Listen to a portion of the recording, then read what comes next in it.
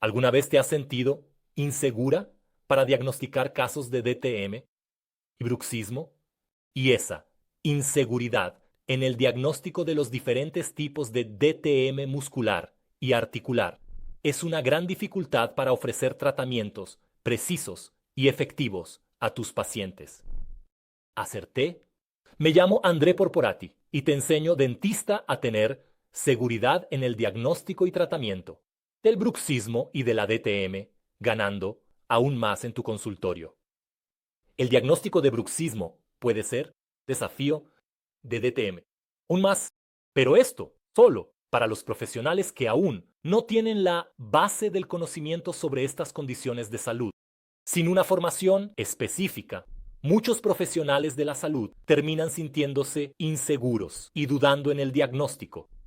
Una formación en DTM proporciona la seguridad necesaria para realizar diagnósticos precisos, eliminando dudas y asegurando que el tratamiento dé los excelentes resultados esperados.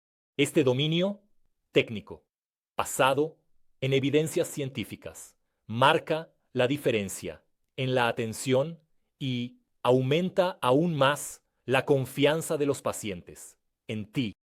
¿Quieres convertirte en un referente en bruxismo y DTM y dejar de enviar a tus pacientes a otros especialistas porque ya no te sientes segura en el diagnóstico?